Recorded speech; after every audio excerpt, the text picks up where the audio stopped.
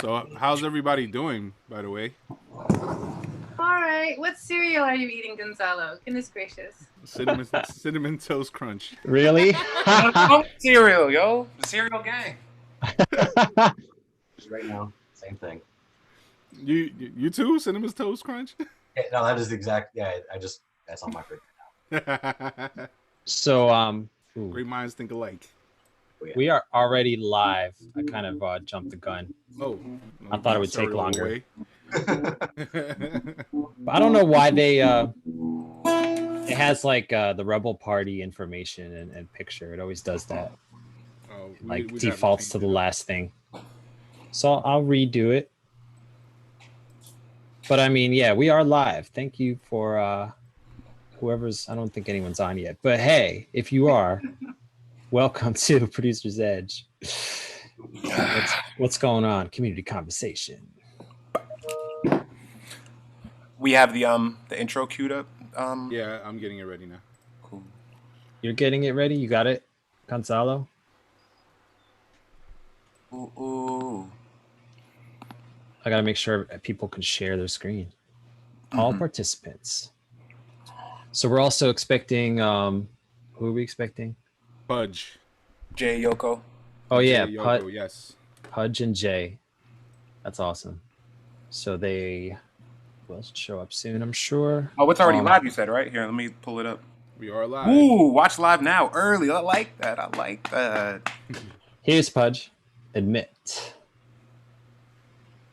Awesome. Yeah, let me pull it up. We are live. Ooh, I gotta spam this link.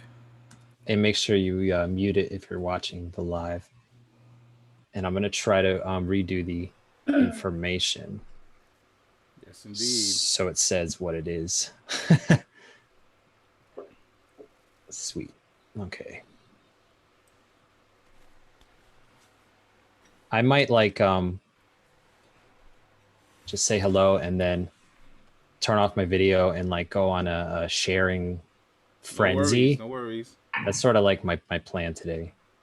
Because I find that once we go live and we actually have a live link. Can you put that in the chat if you didn't already? What's up, Pudge? What's up? What's up? Peace, Are way more Pudge. likely to jump in. I don't want to be rude, and my cereal's getting soggy, so I'm gonna turn my video for a second off. Figure it out. It's nothing worse than soggy. What do you call it? Cinnamon Toast Crunch. My milk, my toast is getting soggy. I can't A even. mess. No, actually, I like that because like it soaks up the sugar and stuff, the milk, and it becomes like the most delicious milk ever. I used to eat Cinnamon Toast Crunch all the time. Oh yeah. It's been a while though. I hadn't bought cereal in like months, so that's funny that same thing I got with G. Nice. Yo, I'm a savage though. I don't eat my cereal with milk. Just water? What? No, just dry, just right out of the box. Just dry. Okay, I got you. I am spamming the link all across the internet. I'm putting it in my bio.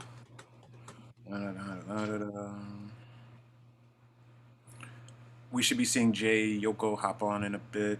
Okay.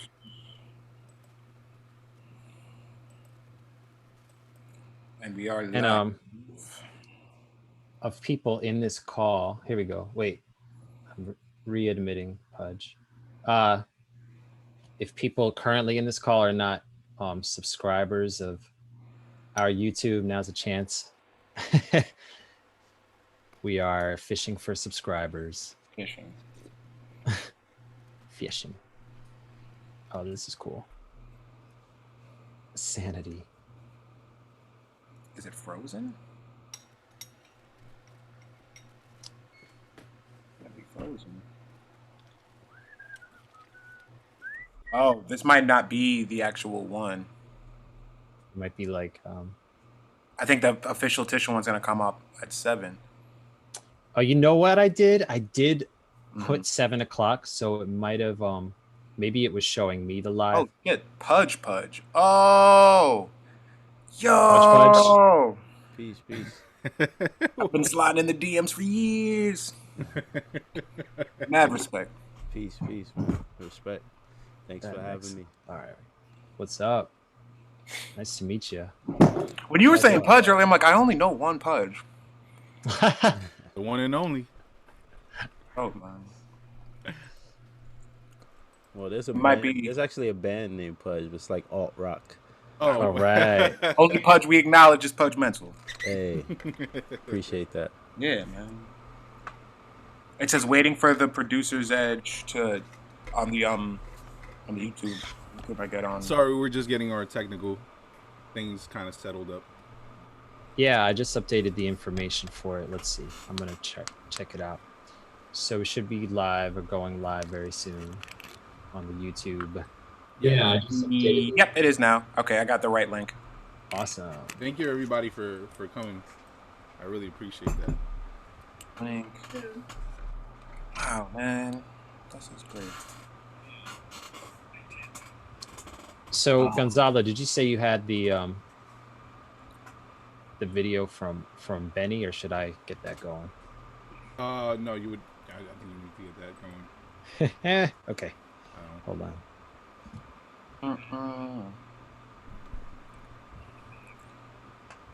Can I We do have an that in intro a video minute? that the producer's edge produced that we're gonna get ready to play in a bit, and then we have a little general intro that we've been doing to the start of these community conversations, and from there we'll get the intros out to everybody and the welcome and whatnot. Cool. Subscribe now.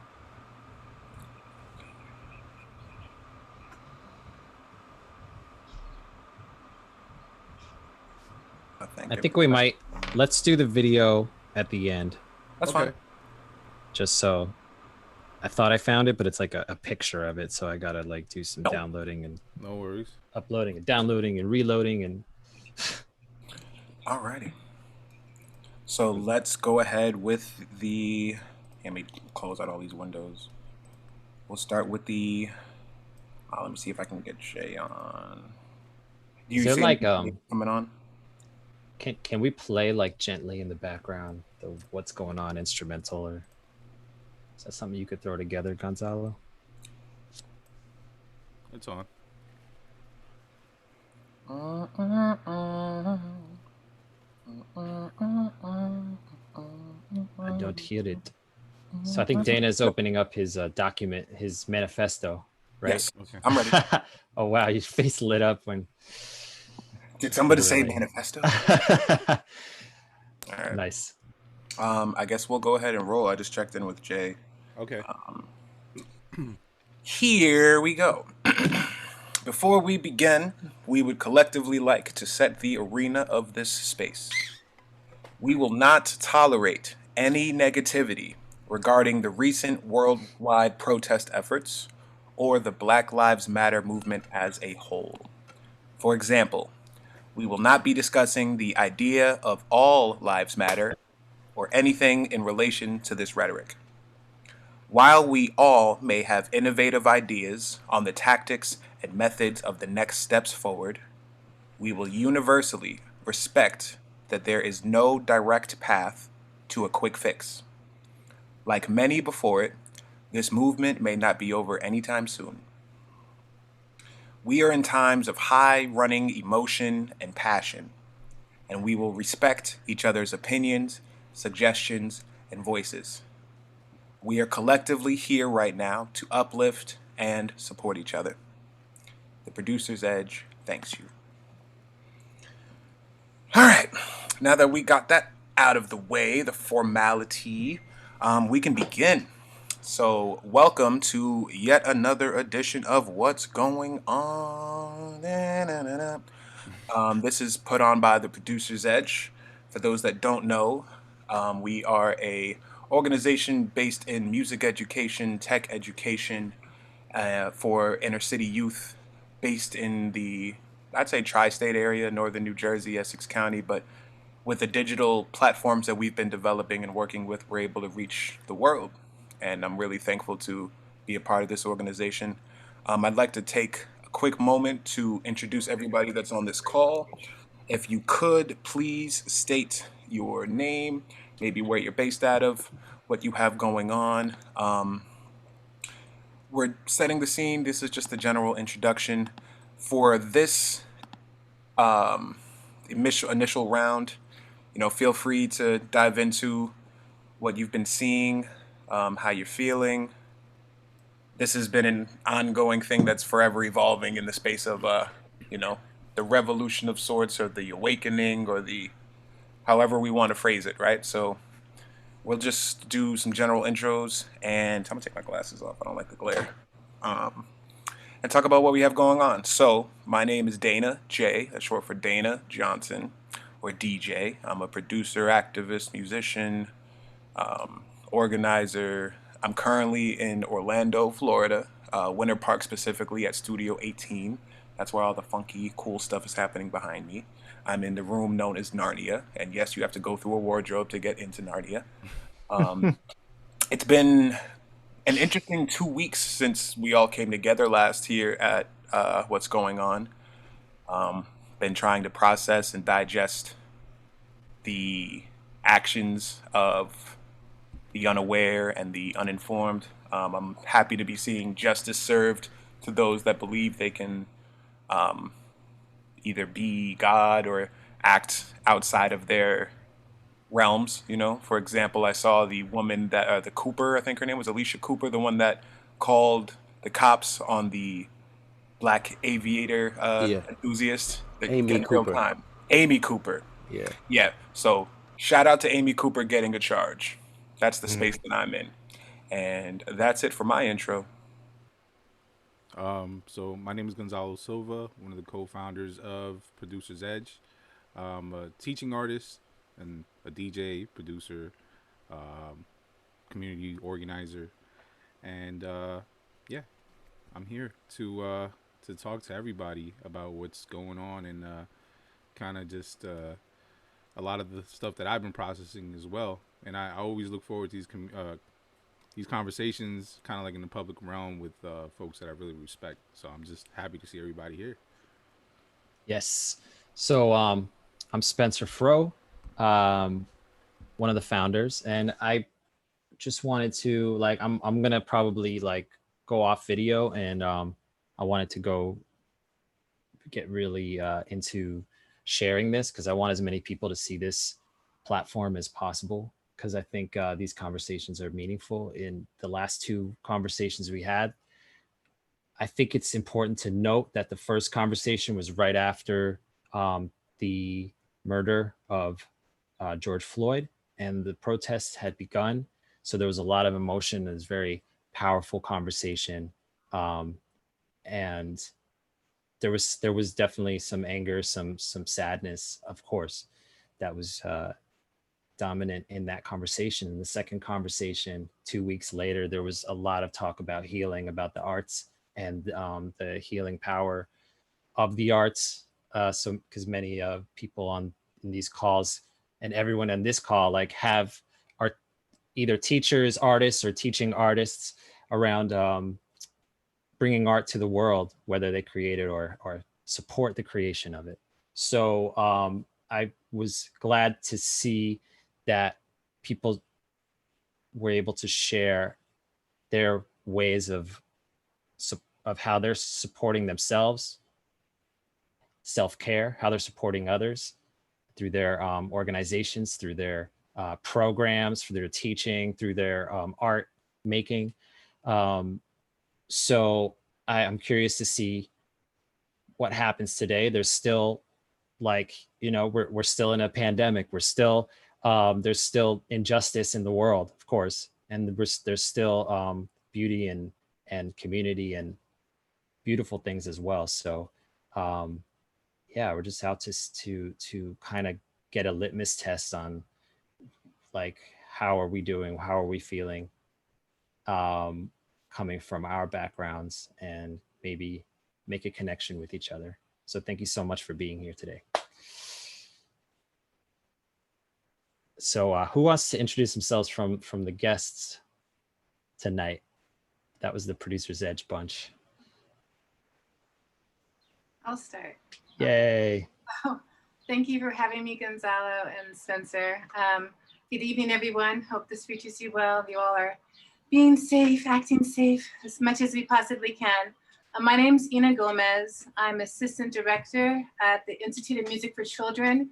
We're a nonprofit arts organization that works with children and teens and adults, and we offer a variety of art classes. We've got our instrumental, piano, guitar, but we also have electronic music going on. We've got cooking classes, dance, theater. So a variety of classes that we're able to offer our community. As we all know, things got really different come March.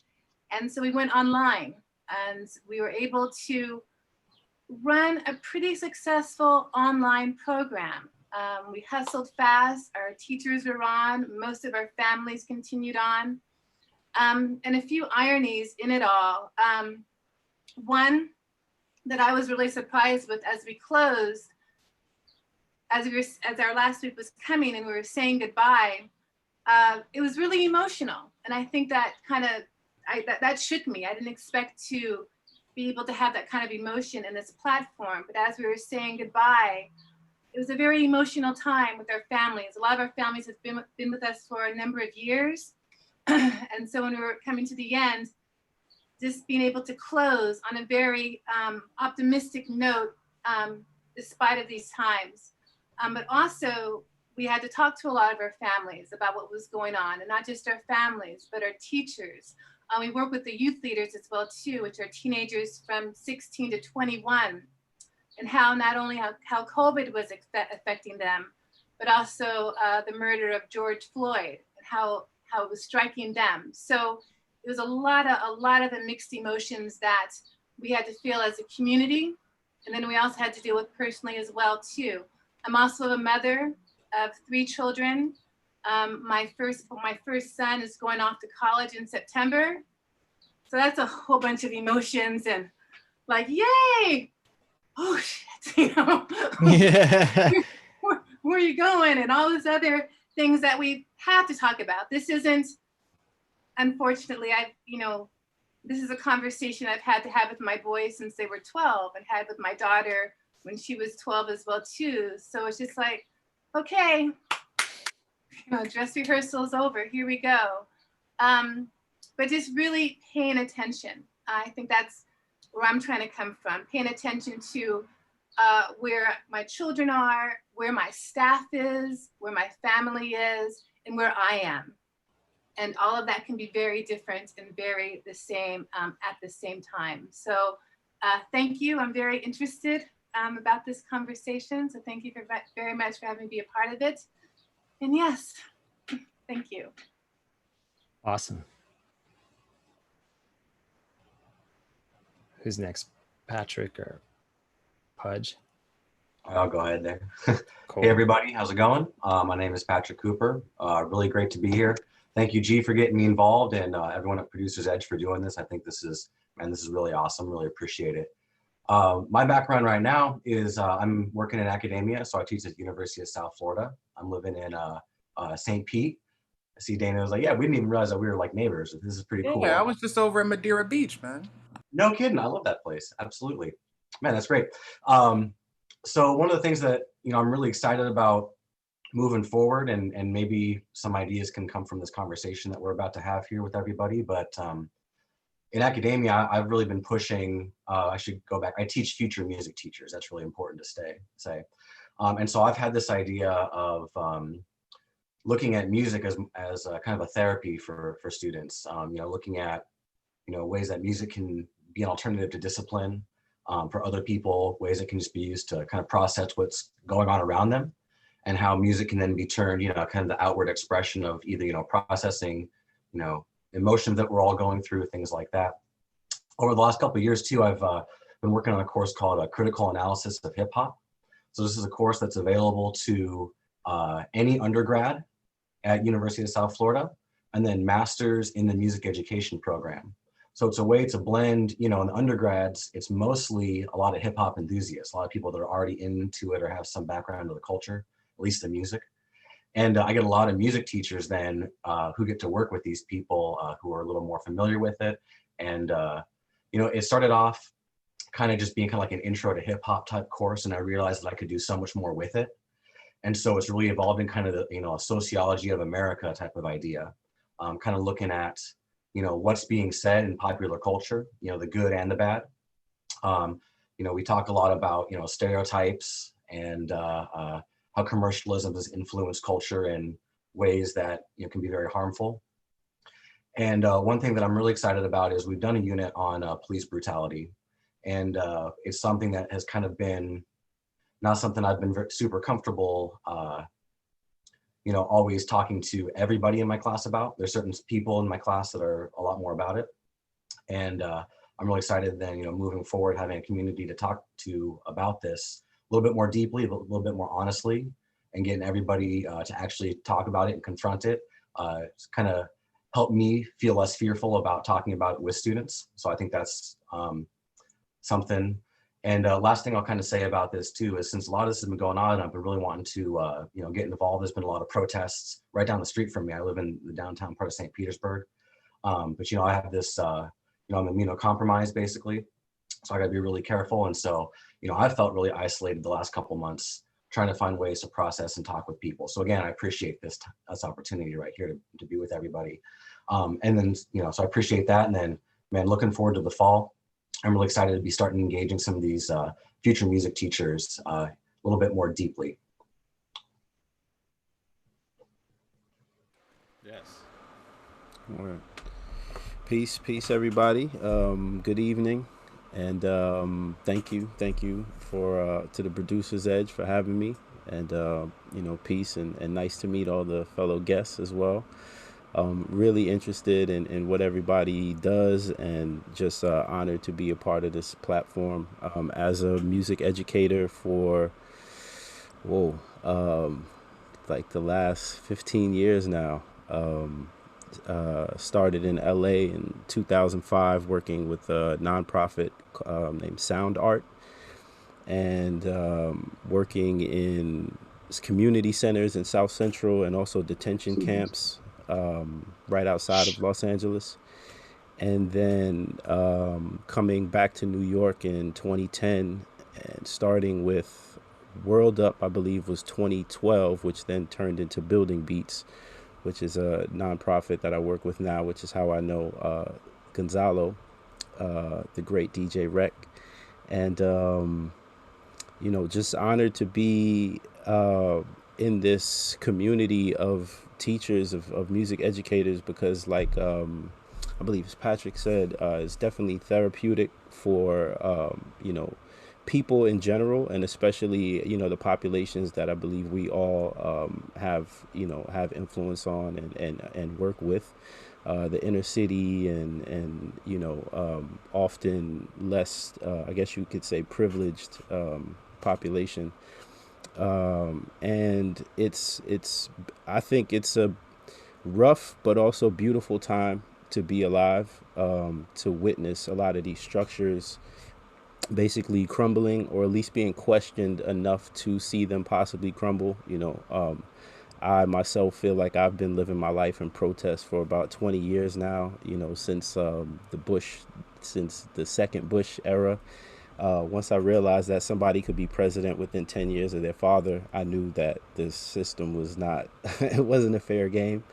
And, I was in college, so that really just radicalized me and had me very angry, as well as being raised by somebody who was a bit angry, or at least pointing out a lot of the inconsistencies and just stereotypical things that I might have overlooked in Hollywood and in music, and being hyper critical of hip hop, like Patrick mentioned in his class. I'm very interested to hear what that class is about, because I was just trying to enjoy hip hop as a youth, and my father would be like, "Did you hear that? What are they talking about?" And I'm like, "Come on, man, it's rap."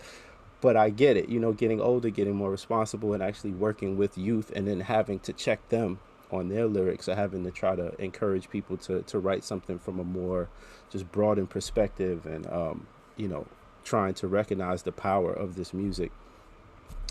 It's just been a blessing. And I haven't taught a class. I actually stopped teaching just the past semester, right before COVID hit. So the fall semester I had taken off to just focus on gigs. I'm actually also a DJ, musician, digital producer and MC, and I was trying to focus on maybe doing more gigs, starting to tour.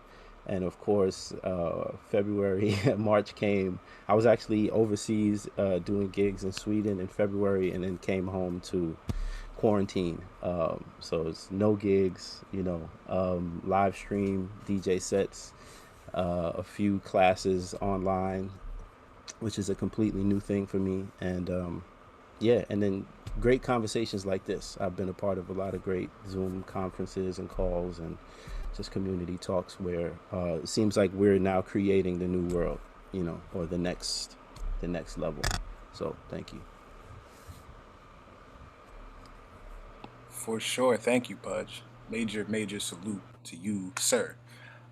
We also got a late but great attendee joining us by the name of Jai Yoko. Jay, can you hear us? You're muted. There you are. I'm here. I'm here. Glad to have come through the building. Appreciate you having me, bro. I know you do great work, so it was nothing to have you incorporated in with what was going on.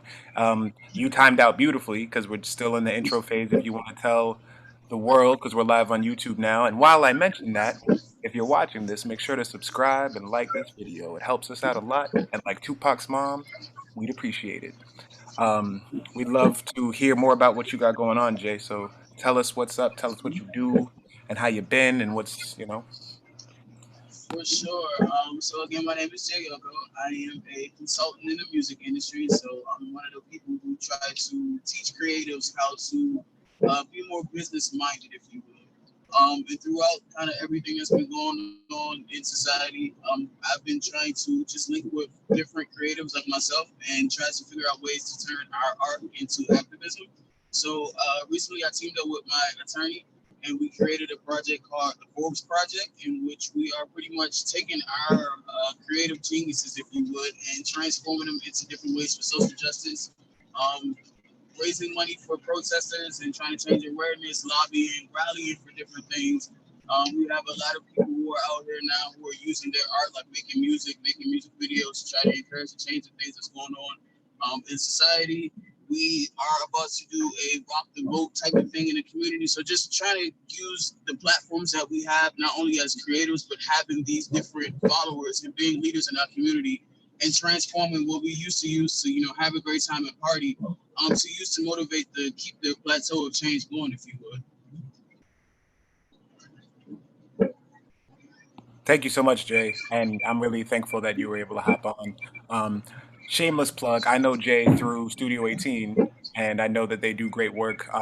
It was what was it called? 18 talks that we had done at the end of June where we covered LGBTQ and music and all the things.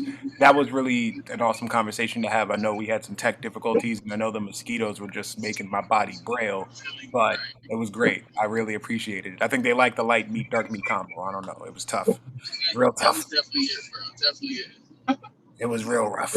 But thank you to everybody that's a part of this awesome call. We appreciate all of the beautiful faces, all the different shades and colors and life experiences that we have on this call.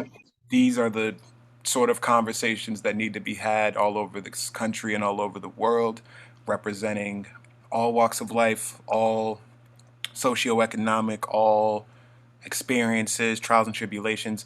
We got to have these uncomfortable conversations to figure out what's going on, hence the name of this program. So, thank you for everybody that's done their introduction. One of the first questions that I have for everybody is, as a creative, how do you feel that other leaders in the creative arts world and different creative arts organizations, how have they reacted? Um, and what would you like to see from them?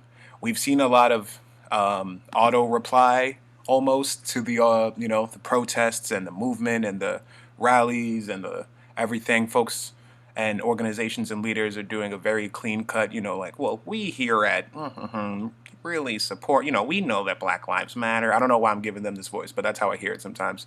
We know that all lives matter and we support our brothers and sisters. A lot of them are doing the copy cut. I feel like I've literally seen a copy paste on a couple of big brands and organizations that I always understood to be doing progressive work in the communities, and that's pretty frustrating for me. A lot of organizations, are updating their policies and stuff, and that's good, but there's a lot more work to do than the paperwork end. There's a lot more to do than put a statement out or have a black square on Instagram. So I ask the folks that are a part of this roundtable to just share, how do you feel from the leadership in the creative arts community that we share? What are some things that you've liked seeing or actions that you've appreciated? What are some things that you hope to see in the upcoming days, weeks, months? Anybody can feel free to answer, and we'll circle around.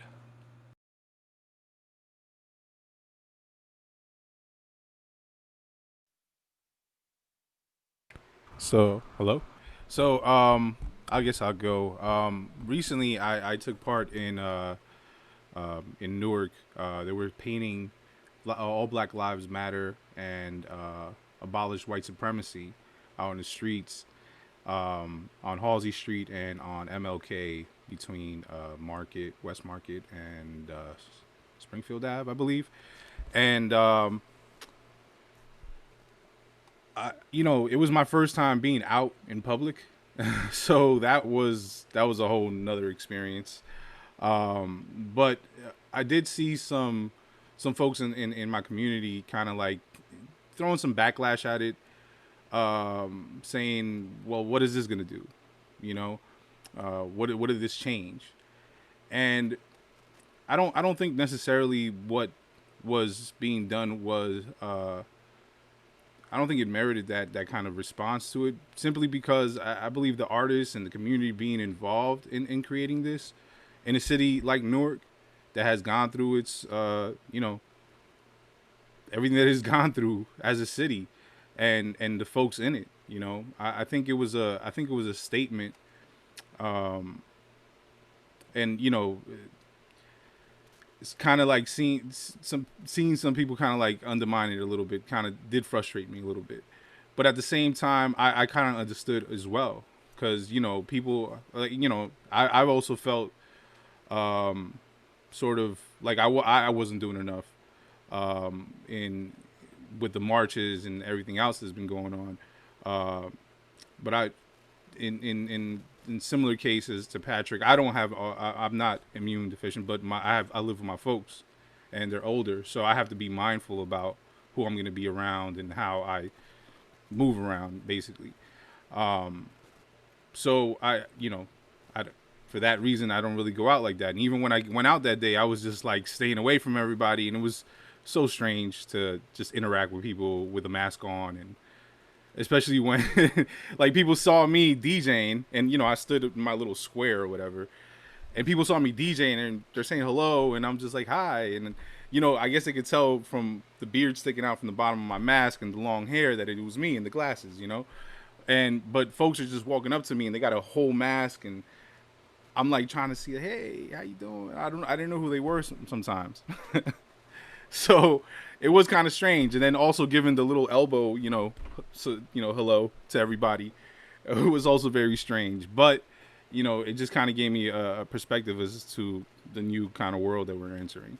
But back to what you asked. I mean, I think with I was just having a conversation with my daughter about celebrityism, and this is kind of sort of based on that. When like these corporations are being made to look like, there's people behind them, right? And I think a lot of them might be a little frustrated too, in how to be able to respond to any of this. And a lot of it, sometimes I think they do have a cop out where they just copy and paste and just kind of post whatever feels like sounds okay. But I think ultimately, right, I think it is about putting people's feet to the fire and just being like, well, ultimately, what are you going to do in your company to actually make change? Like, we live in a capitalist society, so money talks. And really, if there's any kind of change, it has to be in some way, shape, or form that it's going to actually make an effect. And I think, doing some kind of changes within these companies That's beyond just making a statement. The statement is just the beginning, and at least they acknowledge it. But obviously, yeah, I don't think it is enough. There's got to be a lot more done inside these corporations. Yeah, something that I keep seeing was Juneteenth became like a Black Friday slogan. Like I logged on Mm-hmm. to every whatever, and it was just plastered across. And so then even on Instagram, it was support Black businesses, etc. Which obviously these are good things to be promoting.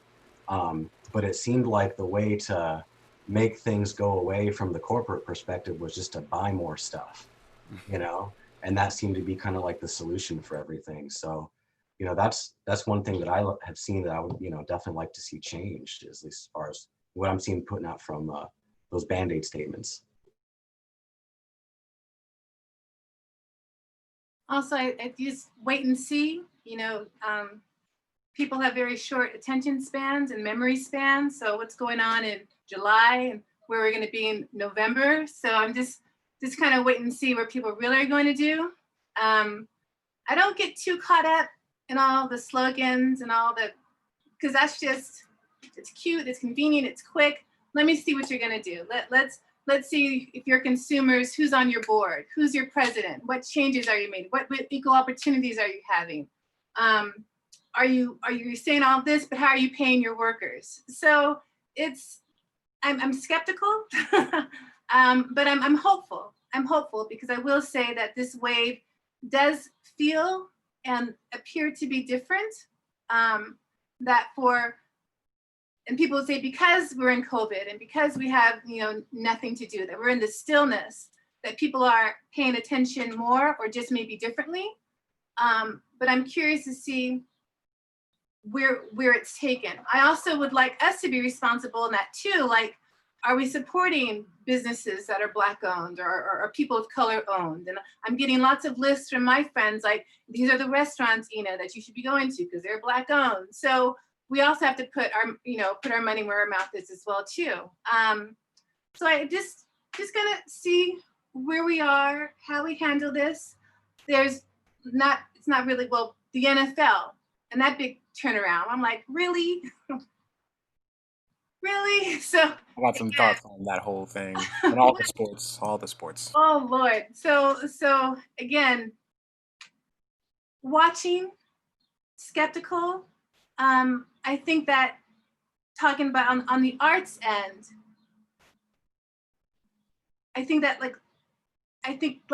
things do stick in your head, that you'll see a sign or a song and it does start to resonate. And you might not even be sure what it means, or you might hear the lyrics once again. There's a song by Stevie Wonder, and forgive me, I don't remember it now, but he was talking about the Nixon administration. And you're like, oh my God, there it is, it's right there. So just really like paying attention to the lyrics, Pudge, about what your dad was saying to you. Like it actually means something, and there's something historical that's going on. Like in a way, it's nothing new. We're just hearing it and being able to it just takes us somewhere different now. And I think that's going to happen in pieces, but I'm curious. I'm very curious where this leads us. Yeah, no, I definitely agree.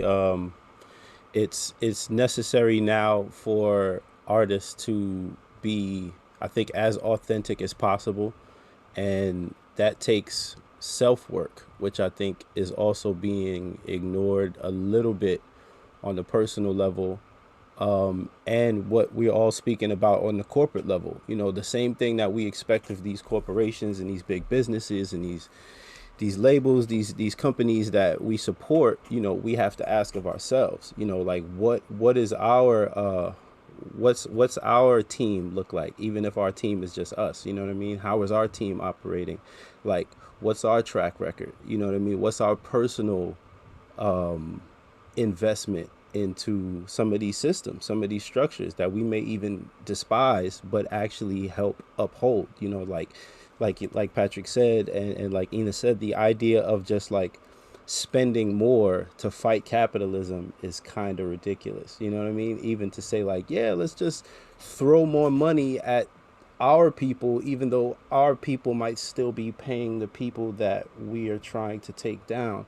it's not really, it's not sustainable. You know what I mean? If we really want to change things, then we have to start envisioning a completely new way. Like, how do we make a new playing field? You know what I mean? How do we start our own game? Like, okay, maybe they can have that game and we can start our own game or our own, you know what I mean? But we have to envision these things, and often it's artists, creative thinkers, and who are at the forefront. And it's yeah, it's tough because a lot of people are scared. You know what I mean? A lot of people are honestly just waking up or like just starting to come to grips with the fact that, whoa, maybe it really was a dream. Like maybe the American dream really wasn't a thing that I could actually grasp. Like maybe they got me. Like I didn't want to believe my conspiracy theorist friends, or my kind of hardcore friends who mentioned these things for all these years. I don't want to listen to all these songs. I heard Dead Prez talking about this stuff 20 years ago, but I thought it was just music. Like, it's been so many years of the same type of songs. Like, how old is What's Going On, the song? You know what I mean? And you listen to it, you're like, whoa, this, I was nowhere near born, and this man is talking about the exact same things that's going on. Listen to old reggae, 60s and 70s, the same themes. Like, so Fela, this whole catalog, this dude, you know what I mean? Like, so it's there. It's just like all of these artists had to try to wake people up, and they were ostracized. A lot of times they were like not really successful when they were around, a lot of them, but they really had to push through. And we're teachers, whether we're artists or not. We're all, because people are looking to us for like, what's the new thing. So what I have seen that I do enjoy is, it's weird, it's almost like kind of a battle. This little like J. Cole and No Name thing, I think was highlighted some issues because it was bad timing on J. Cole's part. I don't want to mess up the sister's name who got killed, the young activist who In Florida, yeah, I know in you're talking about. Florida, Toyin, I believe. It was like right after that he released his song where he was, and right after that there was a huge conversation. At least I saw on Twitter. It started to like leak onto Instagram. It just in the ethers, I think, of like male fragility and like men not protecting women, and black women specifically, because the sister had just called out that she had been assaulted, then she went missing, and then it just called to a whole line of like, hey, okay, yes, we feel for George Floyd, but like we can't forget about Breonna Taylor. Like there's been years and years of sisters being killed and going missing, and trans like so many things that actually get brushed under. And for, I could say from my perspective, me and my brothers ignore to a certain extent, and the sisters were calling us out, you know what I mean? And in the midst of that, J. Cole is like, but why are you gonna talk to me like that? And it was just really bad timing. And to a sister who literally stopped rapping so she could teach people, like, here's a book club, let me share this information with you guys so we can all do the work together. And then he comes and says, well, I didn't do the reading, but you maybe could talk to me nicer. And it was like, bro, this is what we're talking, this is love I'm giving you. I didn't bark on you, I didn't call you any names, I'm just asking you, like, step it up. So I think that is actually important to happen, because people are holding each other accountable, and there's conversations where it's uncomfortable. A lot of men, a lot of people are being confronted with like, hold on, how am I complicit? Or like, if they're not acknowledging it, they're gonna have to. Like, music is gonna have to change. The same type of songs are not gonna be able to be popular. Like, I had a conversation with somebody about this the other day. Maybe they will, but it's like, it feels different when I hear Pop Smoke. Like, people are cheering, but I think they know, like, it's something, we're kind of going against what we're fighting for with some of these vibrations and some of these messages that we're pushing to the kids. So I think that's gonna have to be confronted, because like, you come out with a super misogynistic song now, you getting cut. Like, people are not having it. Like, we're all raw, we've been inside, we've been like suppressed, and people are just ready to get at everything now. And hopefully it's gonna get, people will be not getting at themselves, but going inward as well, because the revolution has to start inside in order for it to really take shape. Like, if we're going to change all these structures but we all stay the same, how long? That's not sustainable either. So Well said, Pudge. We actually talked about this on the last What's Going On, which is amazing that it comes up. It'll probably come up the rest of the time because it really opened up a lot of doors. Um, that's a that's a hot take that you had. I've heard a lot of people say J. Cole just didn't read the room in the midst of putting out his, it's like if you had awareness to what was going on, I want to hear from Jay, but I also want to acknowledge some of these comments that I'm seeing on the YouTube chat. S. Carlton says, I think it's difficult to gauge what happens beyond those first initial steps and slogans because of how capitalism and race collide in our current society, reevaluating how commerce can support community and not be exploitive. Benny Machado, another member of the Producer's Edge, asks, who's voting for Yeezus 2020? Hey now, that's a fun take. Jay, are you still with us? Did you have any input on the question as a creative? For sure. I think just for me, and I'm a person who some people see the glass half full, some people see it half empty. I'm one of those like I'm just happy I kind of have a glass type of people. So this whole situation for me is exciting, and I know people are looking like, why is it exciting? But for me, I know that in order to invoke change, people have to be uncomfortable. And on any kind of spectrum of this thing, everybody right now is uncomfortable. You feel me? Whether it comes from a corporate level or a creative level or just having to have conversations within your family, your friends, and your household. You feel me? Like these conversations that we have are conversations that some people have never had in their life before. And it makes people uncomfortable, but that uncomfortableness is going to invoke change. You feel me? Like it's making us have to understand people's different perspectives that we never wanted to sit down and ask questions about and that we never wanted to understand. And now that we're having these conversations and making people uncomfortable, like these changes are happening. I'm 28 and there's certain things that I've never been able to do and see in my life until these times have happened. Like this was the first time where, and I've done some of everything with all this going on. I've been out there protesting. I've been protesting from the house. Like I've still been working. I'm an essential worker. There's all kind of stuff going on. So I've had to have conversations with Caucasian co-workers and literally like break certain stuff down. Like, this is why we're doing this. You feel me? And it made them uncomfortable. Then a couple of days later, they come back and they're like, you know what? I did some research. Yo, I get it. I understand. They would have never had that breakthrough had we not had that conversation. I've had to have conversations with myself where I'm reflecting and, just speaking to myself and speaking with friends and family and getting their, opinions on things. And you kind of reevaluate life. For me, this whole thing is just, it's rewiring everything of how I see stuff, from how I'm going to be, changing how I raise my kids to, being more involved in my community to help more, just kind of everything. I'm looking at all perspectives of it, if you will. But to me, again, it's exciting because for the first time, I feel like some change is actually going to happen. I've never felt this type of energy before. And my mom calls me a young protester. You feel me? Like I went to my first protest when I was like 16, 17, like protesting. I think it was like student loans or something like that. You feel me? So going now where it's like, I'm protesting because I have two sons right now and I want to make sure that they have a future or something. So for once, I feel like, a lot of people are on the same accord. And it is because, some of these big corporations, whether it's them putting out, copy and paste or them being serious, the fact that they're even taking that risk and putting it out, it's sparking conversations. It's making some people mad, but that madness is making change. So to me, it's just like finally something's going to happen. Like it's always going to get worse before it gets better, but we're starting to see things happen. It might not be as fast as we want. Yeah, we feel like they're focusing on other things. Like I really don't give a damn about, changing the syrup bottle. You feel me? Like I want to change the laws type thing. So, it's weird on both perspectives or both perspectives, if you will, but overall, at the end of this, I think change is really going to happen. And for me, that's exciting to be able to witness. Thank you, Jay. I appreciate you. I knew you'd be a good contributor to this.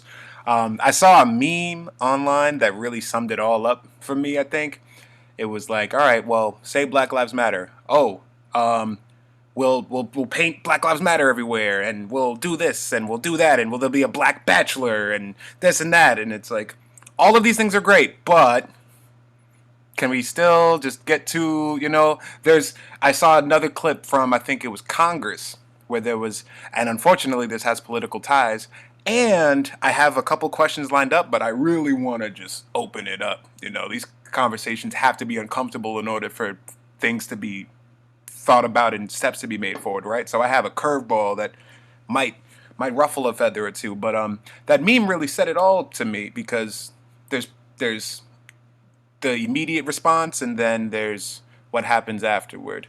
The Orlando Weekly had a thing because they painted all Black Lives Matter, I think, out here on the downtown market. And the caption, I don't want to misquote it, but it more or less said, without systematic change, is this anything more than a nice gesture? And that hit me a different sort of way. It looks nice, but, that's a really small band aid for a really, really, really big wound. We have to be realistic and practical. And they seem to be applying that same band-aid all over a lot of spots. Like, let's paint another street, let's paint another street, let's do another mural. It looks beautiful. My issue with that, and I don't want to get too heavy into the, like, I have a slight issue with the statement. Not that I don't think it is true, obviously, you know what I mean, like, I classify as a black life, but I think it's, that statement is not affecting the people who we're trying to talk to. That's my issue with it. To yell that at somebody who is looking at you different because you are black, it's like you're talking two different languages. They're like, that's why I don't like you. You know what I mean? But it's like, okay, but I am human. You're human. We stick each other with the same pen. We're going to bleed the same blood. That's the line. You know what I'm saying? Like, we can both die from the same thing. Like that. So because there's a lot of ignorance for people to think that we're a lot more different than we are alike. You know what I mean? We're all connected in way more ways and all alike a lot more than we're different, but that's not, it's a lot of ignorance in this country, definitely around the world. But you know what I mean? This country is built on a lot of, it's like layers and layers and layers and layers. And while we're shedding layers, there's also layers, and a lot of this country is not where we live also. You know what I mean? A lot of this country is not New York, LA, New Jersey, Atlanta, Florida. We're all on the outside. You know what I mean? You drive through the middle of the country, they're not painting them streets. You know what I'm saying? They're not jacking that, as we say in New York now. Like, it's regular work for them. You know what I mean? It's like I feel like there has to be a way for us to appeal, or like start asking for different things, and stop asking. Just start doing something different. You know what I mean? Like, maybe taking the conversation more insular. Like, okay, like, how can we like, just more organization within, as opposed to like, please give us, you owe us. I mean, they owe us clearly, and some people are trying to pay individually, like hitting people's Venmos and PayPals, but reparations is not going to get paid like that. You know what I mean? You can't, like. Can you imagine if reparations came on a Cash App, like a stimulus, just whoosh? That would be crazy. I had this thing that I wanted to throw out there before I start with the next question. I overheard somebody, an intellect that I respect and admire, speaking to somebody else about the movements and the things happening right now. They said that they fear that Black Lives Matter could turn into the sort of language that oppressors say, like, hey man, I voted for Obama.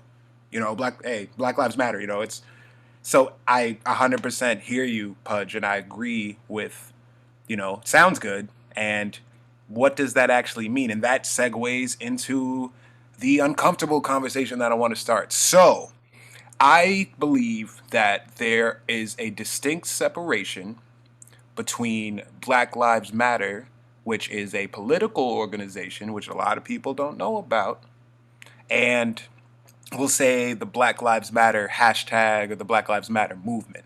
I think that those two things are separate.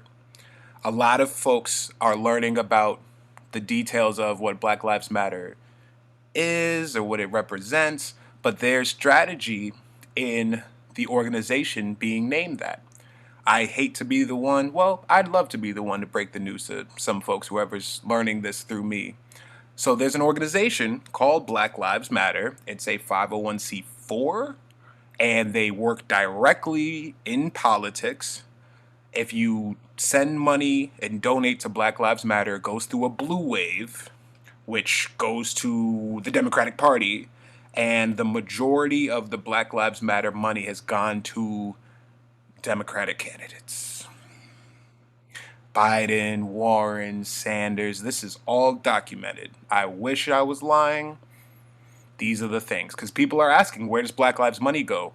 And a lot of people are like, And I wasn't going to be one of those people. I had to do the research, and it crushed my soul to find that out. And if people knew that, who knows how they would move? So I think that it's super important that we make a distinction between those things because, Pudge, to your point, I think that the Black Lives Matter hashtag movement per se represents way more than George Floyd and Breonna Taylor and the countless others and all the folks that have been hanging from trees lately, which, we can get into that.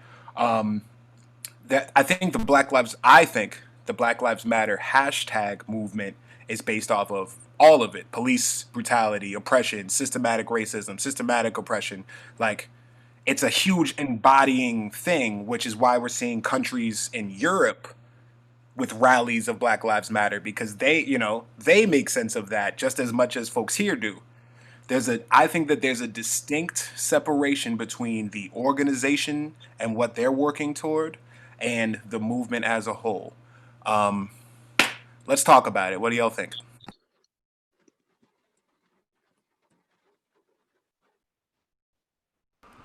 I don't have all of the info, but I did read an article that was detailing some of what you just mentioned, Dana. Just like, and it was, I think it was a little bit further. I want to say it was a little. It was from like a conservative perspective. It was one of these like why Black Lives Matter is bad, you know what I mean, type articles, and I like to I want to know what the other side is saying as well. You know what I mean? I don't want to just always see things from my perspective. Like I listen to 1010 Wins because I know they're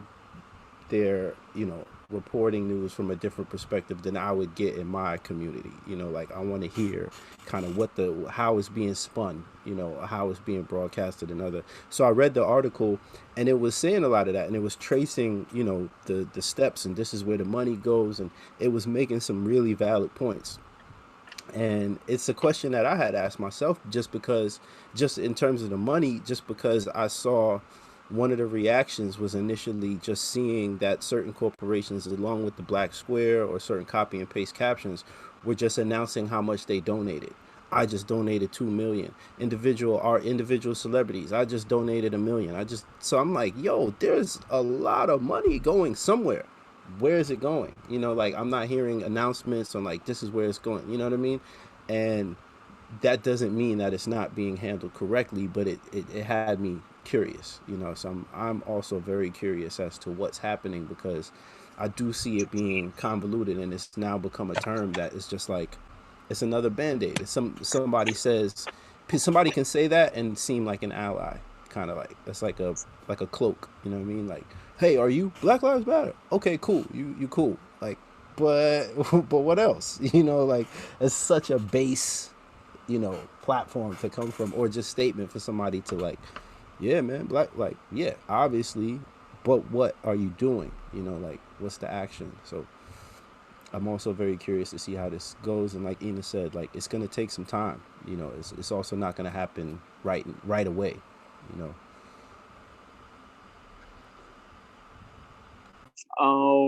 I'll jump in.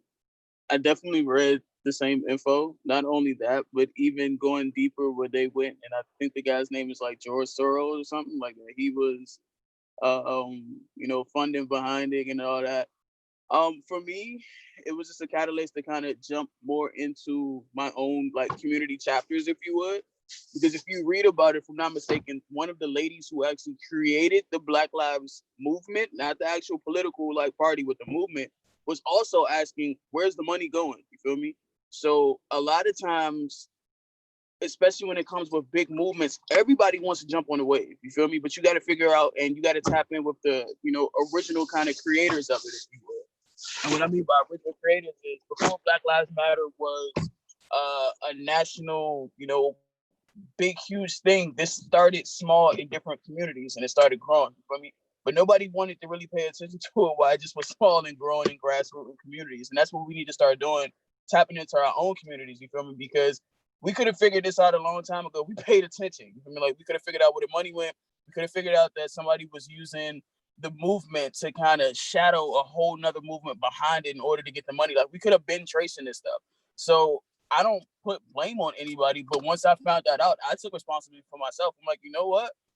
I don't, and this is again me talking to myself. I don't pay attention to some of this stuff until I see it trending on Twitter. But I see meetings and community meetings and stuff going on all the time. But what happened? We ignore them. You feel me? Just like the smaller elections that happen. Like we go for the primaries, we go for the big ones, but we don't elect our state officials, and we don't go for the mayoral and the government and the governor and all that kind of stuff. So for me, it's like we need to pay attention more to our own stuff and tap into what's going on, because had we made pay attention to it while it was smaller, before bigger people came and blew it up, we could have figured a lot of this stuff out and figured out that they were using it as a mirror tactic. So for me, it's like we got to pay more attention to these grassroots movements as they're started, and us support them. That way we don't have to worry about outside people coming and throwing and donating money that eventually never even comes back to us. Man, what's really making me think about that, like hashtag versus, following where the money's actually going. It's kind of like, it goes back to control. I'm thinking about in academia and talking about what can arts organizations do. And I see a lot of tokenism. I see a lot of, not actual change happening, but a lot of pictures of things that look right. So I think it's really interesting that we have these organizations. Like it sounds, I wasn't actually very familiar with you're talking about all the donations being funneled this way. It's something I'm gonna like look up into like immediately, because I read about all this type of stuff. Like it's fascinating to me. It's like another type of systematic way of just making sure that people with the hashtag feel like they're doing something, but nothing's really happening.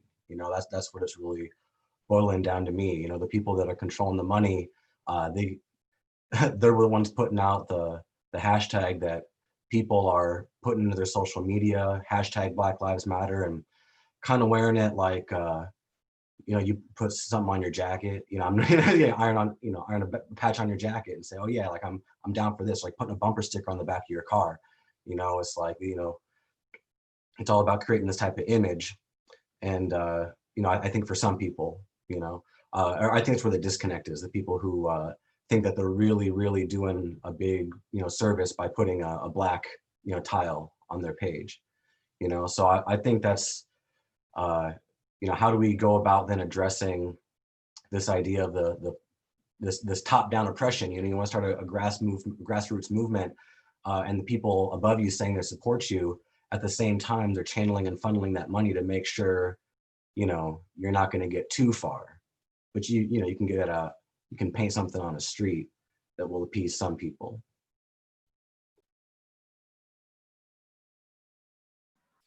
So I will admit, when you shared that, Dana, like my heart really started to beat. Let's talk about it. Let's do it. Yeah. So I guess in a big sense, so the Democratic Party specifically has taken the Black community for granted. So advantage for granted, promise me this, elections come, where you at? And so I'm not surprised, I'm dismayed, but not very surprised. I would say what really struck me with what Jay was saying is just starting from the beginning and looking where we are locally and holding the people who we do elect accountable. And that goes back to our memory loss that sometimes we tend to have. And really starting from there, starting from really gaining knowledge about our voting process, early electoral process. Some people are like, what's the point of voting? I'm not gonna participate in the system, period, because it's just the same old, same old. And I think there's conversations on both ends about that. I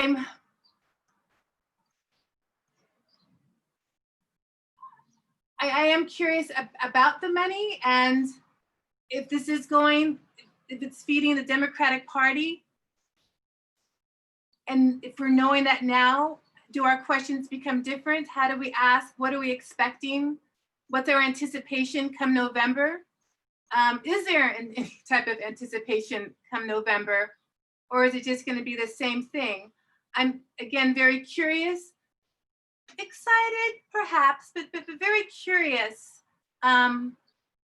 about where this leads to, how we call our local officials, from councilmen to mayors to governors, how we, from hell, the school board, how are we holding these people accountable? And then ourselves accountable as well too. It's interesting, just a tangled web that this all becomes after a while, and that hopefully we don't become comfortable or complacent, but we just really remember and keep it going in whatever way we feel comfortable. So one of my sons is great doing protesting. My other one is more like behind the scenes, like, nah, I don't think that's me. This is how I want to do it. And that's fine. That's completely fine. We're all going to go about this differently and have our own different journeys about it. But I think just really being mindful, again, about where we are and holding each other accountable. Thank you very much, Ena. Pudge, you mentioned it earlier. Like, everybody's inside, or at least should be, in theory. This is the most hyper-focused consumer base that, like, a lot of things have ever seen, right? Everybody's just kind of, like, ready for stuff. And I think, as a whole, a lot of us are in a reactionary space, right? We kind of have to be. Unfortunately, checking the news is, like, it's a tense thing. We're like, oh shit, not another thing, another example. We learn about another instance. We see a reaction. We see this and that. The Cheeto had time to at the only black driver in NASCAR today. We picking weird battles to. Anyway, this is a time where all of the focus is, it's a hypersensitive time, and it's a hyper focus time, so everyone's got to move accordingly. It's not just adapt or die in the sense of corona. I've heard it said a couple times, and I love it. There's two viruses we're fighting right now: corona and racism. And who knows? It's almost kind of in the same boat, right? When you hear about corona, what's up with the vaccine? I don't. We're working on it. We might test. Like the currently, at least, the way that we're looking at this COVID-19 relief is how oppressive relief and racist relief has been and I can only pray that we can find a COVID-19 cure soon. I really, really, really pray on all of the gods that it doesn't miraculously happen right in early November or late October, because then the timing of that would be kind of too much for me. I might just say, if I'm going to go to Canada, I don't know. But, we're working hard, and I'm really thankful for everybody that's joined us so far. I'm seeing active chat on the YouTube, so we really appreciate it. Once again, please subscribe to our channel here at The Producer's Edge. We're really close to 100, and we unlock some cool things when we get to 100. So if you're watching this and you're enjoying yourself, share the link, put it on your social media, tell a friend to tell a friend. We really appreciate it. We've got one more question, and we're going to be willing to let stuff open up after this. I'm going to get ready to post this chat in our group chat here on the Zoom so everyone can reference it, as well as in the YouTube. What practices do you have to stay balanced in these chaotic times? And how can art making be a source of healing for you and for others? I'll say it again. What practices do you have to stay balanced in these chaotic times? And how can art making be a source of healing for yourself and others? Anybody feel free.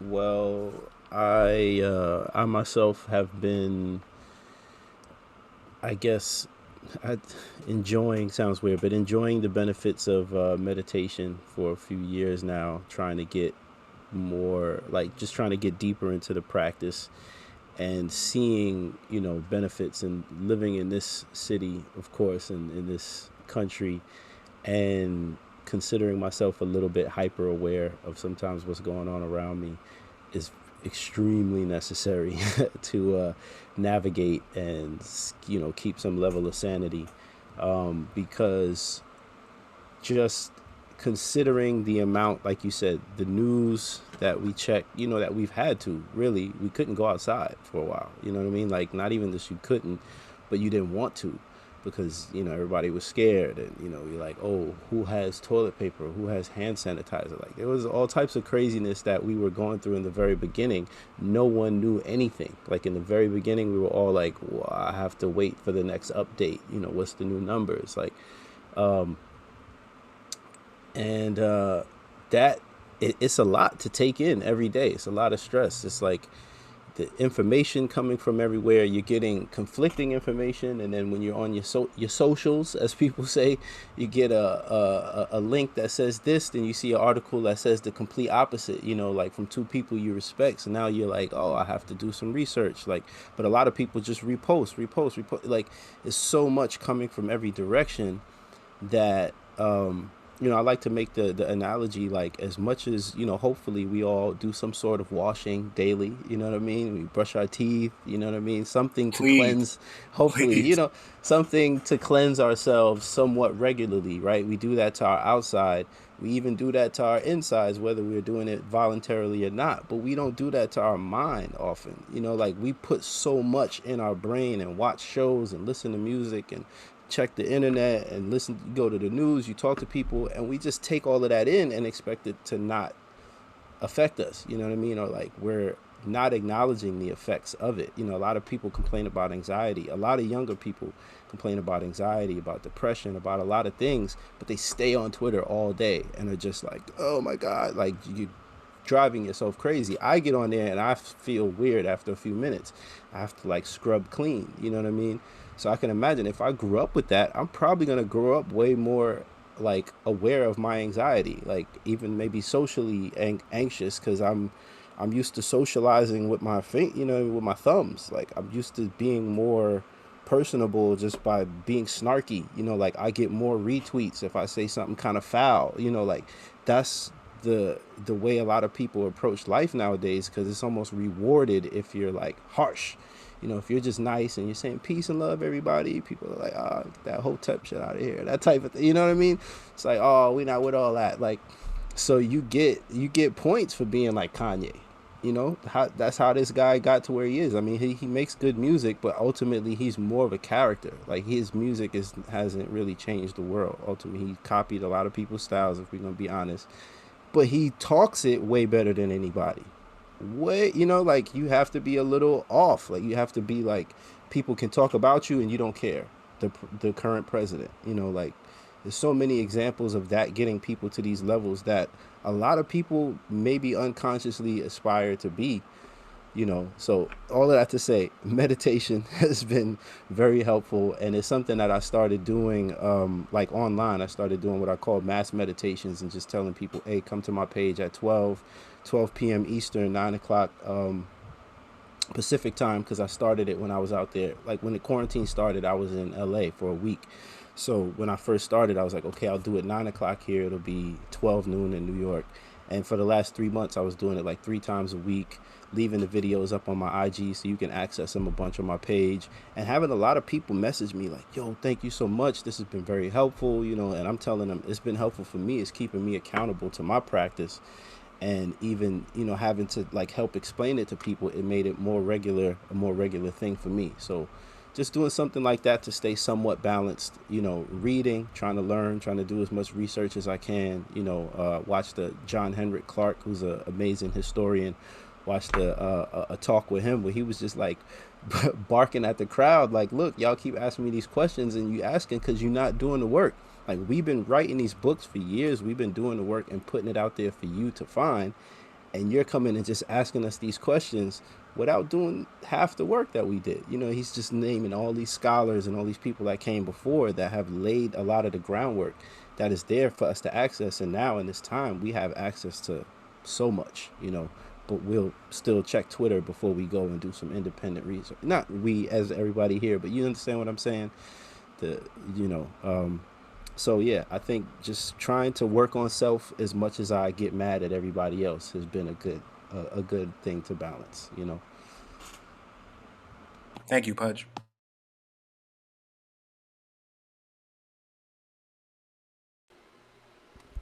Hello. Yeah. So, first thing, I just want to just say, I'm gonna be doing a lot more research. Thank you, Dana, for bringing that up about Black Lives Matter. I wish you would share that in one of our private chats too. You know what Message. I'm saying? but yeah, nah, through all this time, I think the arts has been one of my saving graces. I think it's really what saved me. Period. Um, and I really hadn't had the chance to take a break, which I'm thankful for because it allowed me to. I mean, whether it's doing stuff here for Producers Edge, for building beats, for the Institute of Music, for NJ Pack. Shout out to NJ Pack. I just did the summer class. The summer camp started it today, so shout out to those kids. Um, and Project Game Time. I mean, I've been busy doing all this stuff, and one of the things about it is just doing what I love. So it's not really work. It doesn't feel like, aside from just my eyes being tired of looking at Zoom all the time. Aside from that, I love it. I'm really getting into my introverted self, and even with some of the stuff that Pudge was saying about, like, um, doing some meditation. I've checked out. I appreciate you, Pudge, man. I really do, man. Like, you send me that every single day. I really appreciate that, man. It really means a lot.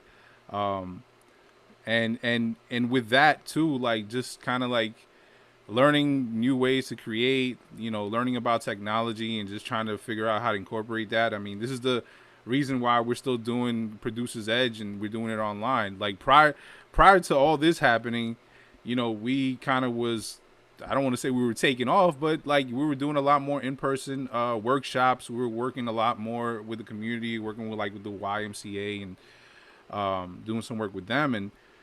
And then the pandemic hit, so it kind of just I had to pivot, into creating in this form. And luckily, my what I'm teaching is electronic music production. So I'm online. I'm on the computer anyway, and learning about some other apps and some other things. So I mean, it's more like in my wheelhouse to just kind of be sitting on the computer anyway. But now I'm actually applying it every day. So yeah, creating, just that's been my it's been my medicine.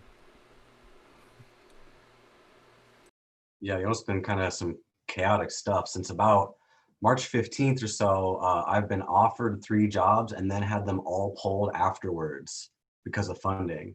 With like pretty big scale. So I defended my dissertation 10 days ago, by the way. So I've been looking for like a full-time job in academia. There's a lot that goes into that. I've also been looking, other places, other things. Um, and what Man, I really, really struggled for like months. Pudge, I need your stuff, man. Like I need to check out that stuff in the morning because I was just finding myself waking up angry because there's just all of these things that I've been working to for years. Because I've been a teacher for about 10 years, formally, and just all the stuff I've been working for years and years and years. And I'm like, I'm on the cusp, I'm here. And then to have offers and then just pulled, it's been, I thought I was somebody that dealt with stuff like that pretty well. And it turns out not so great all the time.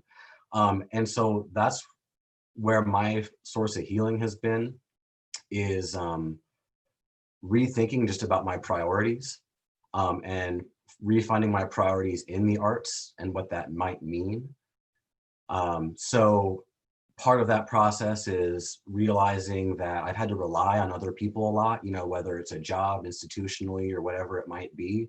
And that means I've had to sacrifice what I know is important, in my own art or what I'm teaching, my own pedagogy, etc. And so, I've really used this time to reconnect and my mom actually said to me the other day, she runs a nonprofits for a city up in Ohio, by the way. But she mentioned, the new mantra that they keep saying around the work is, there's no such thing as a life work balance. It's all life. You know what I mean? It's all life. And so, I've really been taking that to heart and thinking, through the arts and things like that, now I'm really game planning to how can I create a foundation and start affecting larger change. How can I take more control of my own destiny as an educator, you know, I do a lot of research as well, you know, as a musician and things like that. And so I've just been kind of finding a personal strength. You know, I thought I had a lot of strength. This kind of took away things from me that I thought I had or could get. And it realized, you know, there's other ways to do it, and I'll feel much better when it's on my own terms. So I'm feeling excited for that. And I've been making way more music. So like in full disclosure, 2 weeks before COVID hit, I got in a car accident and I had to have hip surgery. So I've been undercover for a long time before all this happened. So it was just, I was like, oh, welcome to my world when this whole thing happened. But we still had to work. We still had a program to run. And what I found, and I kind of shared it in my intro, is that how important the music, the arts was still to our children and our community. And it made it even more, it gave us the energy to keep this going and to make sure it's going to happen. And then also how COVID has affected our families and how in turn, music or the arts became even more important for them. So there's this one student who we had whose family was completely affected by COVID, except for him. And he would ask his mom, like, is this it? Is this the end? You know, and he would stay in his room. And so the desire for him to take part in a guitar class meant more than just the chords. It was about the engagement, what he was getting from seeing his other classmates on the screen and being able to see his teacher or his youth leader there on the screen every day. So it just was, again, a testament to the power, the waves, the ripples that the arts have to everyone, and to this little child who is just feeling very unsure about his future at 7 years old, and just like, okay, we've got to get this child back in the class. And so that was, I mean, just a very heartfelt reminder.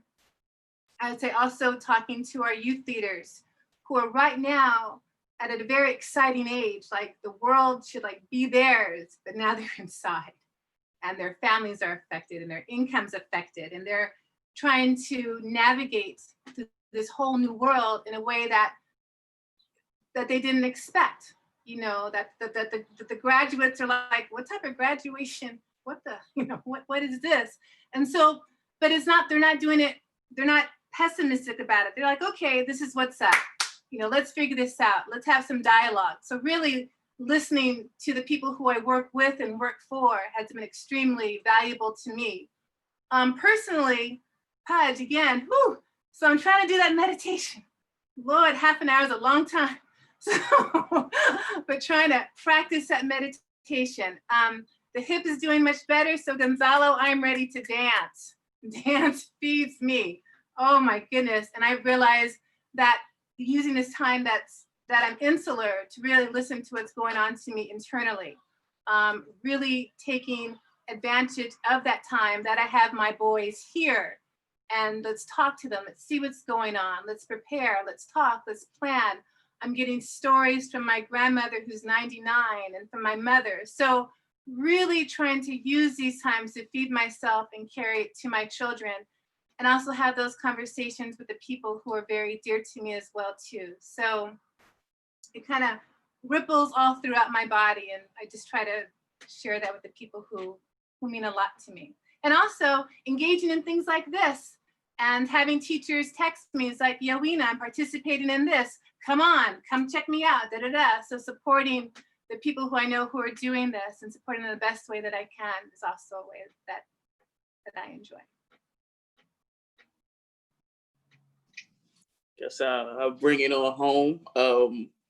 COVID definitely completely ripped the rug underneath of me and like reset my whole life. I would say 2 weeks before everything shut down, I was supposed to go back on tour. So before COVID, I would tour with my team, and I would go consult and teach people in different cities. We were just about to go do South by Southwest, which is our kickoff every year for our tour and one of our biggest shows ever. So this is going to be our biggest show ever. Completely got canceled. We had a whole tour lined up afterwards, different shows and stuff lined up. I had a whole summer worth of just shows, and I was doing my first festival.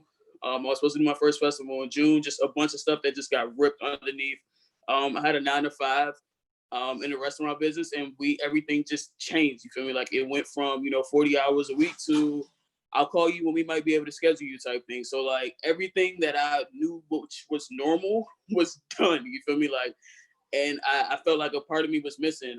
So music and being a creative actually saved me, because that was the only thing that kind of kept me sane. So I had to revamp everything. I had to figure out, I can't tour anymore. Like I literally can't go get on the plane like I used to and go, do what I'm normally doing. So it made me have to adapt, because my whole thing was like, I can't stop teaching just because we can't go places. So I started doing free webinars every week, and just doing different, calls like this and tapping in with my community more. So it was good and it was bad. You feel me? Like it completely revamped my life, but at the same time, it made me tap in more with my family, with my community, with myself. Just like Pudge, I definitely have been meditating more. I do yoga now. I have been learning about different healing crystals. I have been just learning about some of everything, learning about different music aspects, learning how different creatives are also taking this struggle and turning it into art, whether it's listening to the new music that's being put out. Like I told somebody the other day, like it's so wild that Lil Baby, who was one of the biggest hip hop artists of the last year, made what they call, a woke song, if you will. You feel me? But just seeing the changes of everything, like that motivates me. You feel me? Like hearing that Beyonce just dropped a song, and like it's, you know what I'm saying, just straight about being like 100% unapologetically Black. You feel me? Like that motivates me. You feel me? It's like, hey, might not have a job this week, but hey, Beyonce just dropped some fire and it makes me feel good every morning. So, you got to take the good with the bad type thing. So it's definitely made me more complete. I feel like without the creative aspect, without the music, getting through this whole thing would have just been completely impossible. For sure. I wanna can I speak to something real quick? One, Ena, 30 minutes is a long time. I don't even meditate for 30 minutes. I'm still working up to that point. I think I started with 5 a few years ago because I was suggested, like, start small, like get that. I worked up to 10. When I started doing the mass meditations, I was doing 10 minutes. And after like a few weeks, it started flying by. Like even other people that were doing it were like, yo, that was so fast. So we just moved up to 20 minutes, like within the last 2 months. So don't feel bad. Like don't beat yourself up. Start at 5. You know what I mean? Do what you can. Yeah, 30 it's a stretch. You could do like yoga for 30 minutes and then meditate for 5 minutes after. It's a good combination. But just real quick, what Jai said. Also, just any type of physical activity is also key. Especially when you're not able to go out and walk around and move around like you can normally can. You know what I mean? I'm sitting here for so many hours. I need to get up and do some push-ups, stretch. Do something like that. And I think something that we all did, whether we wanted to or not, everybody got a little bit more knowledgeable on health and like immune system, strengthening, and like a little bit more what you should eat, what you maybe should not eat, things that can help strengthen you in this time of susceptibility, and all of that to say, I forgot to mention the art part, but that's probably how I feel best protesting or like making my voice heard, is like putting out some music that speaks to how I feel, you know what I mean? And that's what I feel like I've been doing for some years, and now it feels more important than ever. So just trying to refine the approach, And peace to everybody here. This is also a great thing to be a part of during this time. Like these conversations are really like inspirational. Well, thanks, Pudge. Preach, man. Yeah, this is a great situation. I'm thankful. I also want to. I noticed a comment come on the YouTube. Love the convo, but some of you need to read more and be concise when making references. I totally agree, Joya Thompson. I'm probably one of the thousands of tens of thousands, maybe even hundreds of thousands of people that does 10 minutes of research and feels pretty solid on something, you know? I think that there's definite truth to the, going back to what I was saying before, but I think that there definitely is like at least a semi intent of the Black Lives Matter organization having the name that it does, with the hashtag being out how it is. Um, I know that there's a couple other organizations that do great work that we don't have to question where the money goes, like Until Freedom. You know, shout out to My Son and Tamika Malloy. Um, there's plenty of folks that are doing good work, and we don't know enough about them, and we don't know enough of them. We know what gets pushed in front of us every day on our little computer screens, right? And it's up to us to become knowledgeable. It's up to us to learn the facts, the objective facts, the laws, the rules, the things that we can do to better our situations and progress our opportunities. November is not that far away. Hate to be the one to remind folks, but we have the capacity and the ability to make change, not just at the top, but all throughout our communities, all throughout the states, all throughout the counties. We have a lot more impact than a lot of us would ever give ourselves credit for. And I've been a part of some movements firsthand that have gone from an idea to a potential to law. Like I've been there and I've done that. So I don't put it past any of us to be able to become activated. I'm really inspired by seeing a lot of my uh, friends that have some privileges and some that just haven't really had voices speak up and become active and develop their case of understanding and their system of knowing. A lot of folks are learning things for the first time that a lot of other folks have known for a very long time. And I appreciate the fact that, you know, people are being patient with that fact. It's very easy for a lot of us to go, how did you not know that? How did you not, are you serious? Just because I experienced that, I grew up in East Orange, New Jersey. I saw some foul, incredibly unnecessary things growing up that helped shape me. So I have a maybe biased or lensed view on certain things just because of what I've seen. That doesn't make, that doesn't make the person that's never experienced something like that wrong. Um, and with that, I think that this is a nice place to begin the landing of this procedure. If there's any last notes, well, I guess I can even answer that question. I've made it a point from the last couple of conversations to not answer the question so that all of our panel can. Um, I've been really excited about making music lately. I've worked on a track with an artist that I'm really excited to share with the world. It's got me inspired to be working on a project. Um, I'm feeling good, and it's really been a good outlet for me. And we're taking what we can control, which for some of us as creatives and artists is, dope blends of music and being able to learn different things and create different things. We all have different access and different, abilities and skill sets. I keep hearing, even when it was just COVID, right? Remember when it was just COVID? But I remember when it was just COVID, like if we get the quarantines and you don't have a new skill set, I still think that reigns true in certain capacities. But we're all learning together on things that a lot of us have never experienced. This is, almost like the flu, the big flu that happened, I think, in the 20s. Like most people living have never experienced anything like this ever, and because there hasn't been anything to this magnitude. So this is a learning experience for all of us, and I'm thankful for this platform. I'm thankful for Producer's Edge. I'm thankful for my big bro G and Spencer to, invite me to work with this collective and really help connect people and start conversations and help to unite people and bring stuff together for sure.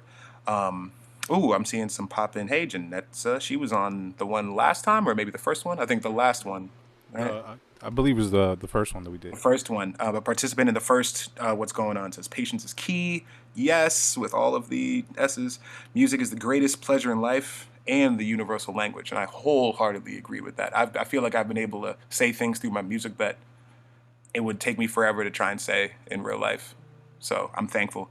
For the YouTube watchers, I'm going to drop the social medias and handles of folks that are on the call right now in there. Feel free to connect and feel free to reach out to folks. Folks that are on the call with us, please feel free to drop your socials in the Zoom chat and I'll get them out to the YouTube. I really appreciate everyone that's been a part of this conversation today. It's up to us ultimately to know what's going on because we can't trust the news because the news switches every 5 minutes depending on who's talking about it. We can't trust the social medias because it's even worse. And we need to, stick together, support each other, love each other, and we really appreciate Tier Producers Edge, everyone that's joined us. Please make sure to subscribe. We're really close to 100, and we unlock a lot of cool things. And we'll have a huge party when we hit 100. It'll be amazing. Make sure that you like and follow. Spencer's back on. I see his beautiful face. What's up, Spence? How you doing? Good. That was amazing. I'm like really psyched about what was created today, and that we have another conversation in a couple weeks. Another one. Another one, and another, and then another. Just keeps going. So yeah, this has been powerful. Every single time. So what's the plan? What's the plan? Well, I want to give Pudge and Patrick, because you guys dropped some music recently, so I just want to shout you guys out because I've had a chance to purchase Pudge's last two albums, really dope, and I got a chance to even play it out. Patrick, man, I love how you're combining all these different things too now. So that's dope. I love that you're experimenting with all that. And I need another bass line, by the way. I need it.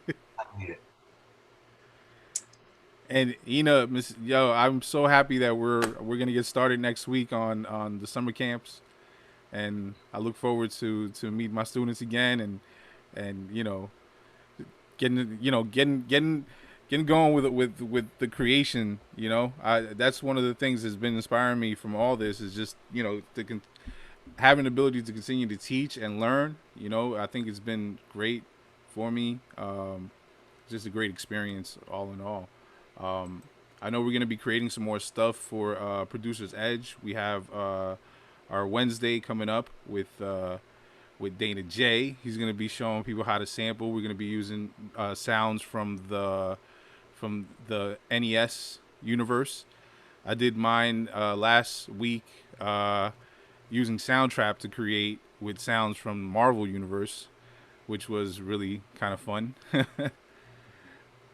Yeah, I'm going to Definitely. nerd out on Wednesday. I can't wait. Oh, my God.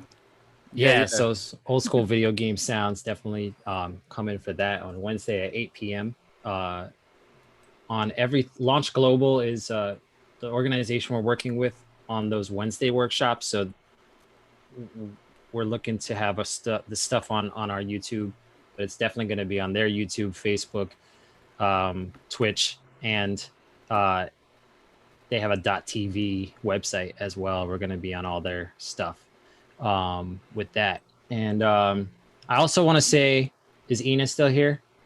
There's Ena. I just wanted to say, Ena, you were talking about your son going to college, and I worked at the Institute of Music for 7-8 years, and I had the pleasure until a couple years ago, and I had the pleasure of teaching her sons music production or beat making, and it was just I felt that when you said it was a powerful moment to that you're seeing him off to his new place in life, and yeah, that's amazing to see our students. I've been teaching long enough to see my students turn into young men and go to college and get jobs and live life and as much as you can right now. But yeah, I just wanted to say Ena is an amazing supporter of this community and Elizabeth and Newark that Institute of Music supports, and me and Gonzalo work with them, and they're doing amazing work. So Institute of Music for Children, if you have any anyone under 18 for sure can look into taking classes over there. Gonzalo and I are teaching at NJPAC. They have a summer program. I don't think you could still sign up for it, but NJPAC is doing digital online programming this summer. And if you could sign up, have someone sign up for the fall. I don't know exactly what they're doing yet, but the hip hop program at NJPAC is incredible. And if you're not into that, there's theater, there's jazz, and there's filmmaking. I also teach with filmmaking peoples. So yeah, I wanted to put that out there as a community conversation, that there's so many programs that are like going online now. If your child can't make it out there, you know, into the world, there's programming out there, and it's affordable. And there's also, you know, look into what's coming up in the fall for this after school programming, especially in North Jersey. We're coming. Butt. Big shout out to Building Beats also. I just literally right before I got on this call, I just finished doing one of my classes there. Shout out to Fee. He was on the last What's Going On, the founder of Building Beats. Super inspiring. Jai Yoko, I'm gonna definitely be following you and checking out. I know Dana is gonna plug me in. Whatever you need, bro. I'm here. Let's work. Love it. Yes. I dropped a lot of the socials in the YouTube chat, but I'll just say them for those listening. Let's go. JAIYOKOENT.com for Jai Yoko. PUDGEmental.com. PUDGE mental. The Institute of Music.org, the great organization out in Elizabeth. Instituteofmusic.com. Excuse me, I lied. Is it .com, .org, Ena? It's com for the. Oh, wait, is it? You're right. My fault. I just want to lead him the right way. I hear you. I'm sorry. It's okay. It's all love. This is a safe space. The producersedge.com. You know, I'm not cool enough to have a website yet. Working on it. Patrick, where can we learn about and hear your jams and stuff, man? The Pauline's apartment. Yeah, exactly. Yeah, come on over. Let's hang out. Right, you're like an hour away. We gotta connect. Yeah, no, seriously. Let me throw a link up on there real quick. If you're listening or watching this or reading this or however you're doing it, feel free to connect. This is what this is all about. We want this conversation every 2 weeks to expand way beyond our networks. I think that it's honestly amazing that through 2 different routes, the Producers Edge staff was able to connect folks in different places, but at the same place. You know, we got Patrick out in Tampa, St. Pete by way of Mesa, I believe, or Arizona. We got Jai Yoko over here. You know, this is what it's all about, man. I feel like Kevin Bacon. I love it. Yeah, we're stretching out, and right now we're technically across the country. We're still East Coast, but we're moving south, and then you know, let's move west. Let's move to Canada. Let's move to Mexico. And then, like, you know, Europe, Africa, Asia. Let's go. Antarctica. We all need to talk about what's going on. That's what I'm saying. I think this has the ability and the potential to really be something that connects everybody, and I really feel strongly about that, y'all. So if everybody on this call, or even those listening and watching, if you know community leaders that need to be a part of this conversation, let us know. Reach out. Right. You know, send the invite. Speaking about that, big shout out to a lot of the people who were on our chat. So shout out to Mia X, the poet, S. Carlton, FP Youth Outcry. I believe that's Altariq Best. He just sent me a text message too, so I believe that was him. Mr. E, Eric Sandroff, Joya Thompson, and Janetta Miranda. Yeah, thank you everybody for joining us, and we'll see you guys on the other side. We've got the website link for Patrick. It is newmusiced.com. I'll be checking that out today. And shout out to Benny too. Shout out to Benny. Benny's in the building. Yes. I think Benny, of course, helped create this graphic that we're going to get ready to do to close out our event. We're going to get ready to hop off the live stream. Everybody, once again, thank you so much for joining us. Thank you for being a part of this. We appreciate you. We thank you letting us into your life for the last hour and 40 minutes ish. Feel free and please, please, please subscribe to the Producer's Edge. We've got awesome stuff happening this Wednesday. We've got all sorts of programming coming up. Everybody on this call is doing amazing work in their respective communities. So we should be championed. I said it. Sweet. Thank you so much. All right, let me share this Alrighty. brand new promo.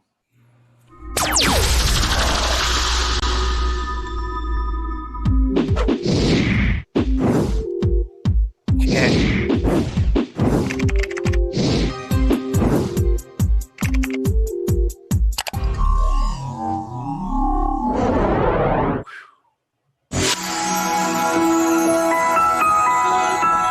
Thank you. That was so cool. Thank you, Benny, for that. That's heat. Yes. I like. All right. I'm coming back just to say thank you, Benny, for creating that. That was just like fire right there. Normally we would just stop right after that, but Benny, you are the man. We had to give roses while we can smell them. Yes. All right. So I'm going to officially end the meeting. Love you all. Like, keep creating and stay in touch. And let's keep the community growing. We'll let the instrumental of the classic play. Thank you all so much. Yes. Thank y'all. Thank you Peace. all. Hey, everybody, thanks for having me. Thank you. Absolutely. Safe out there.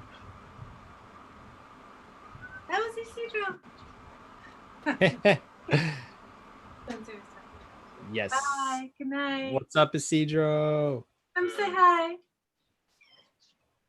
Hey, the drummer. I'm not gonna see it.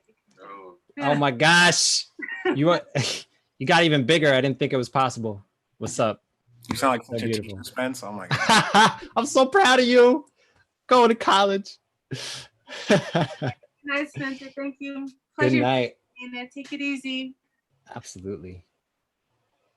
Gonzalo, I want to party. All right. Good night. Gonzalo, I don't think your music is playing. Wait, my music wasn't playing this whole time? Yeah, your music wasn't playing. I'm trying to get to the what's going on Oh, I messed that up. like picture. Are we still live? Oh no. Yeah, we're still live. I was like, can we have the music with the picture in the end?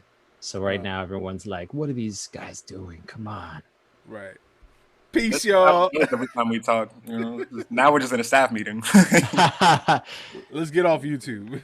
All right, y'all. Love, peace, and hair grease. We shall chat soon. All right. Yes. Later. Peace, Later, guys. everybody. Bye. Love you all. Peace.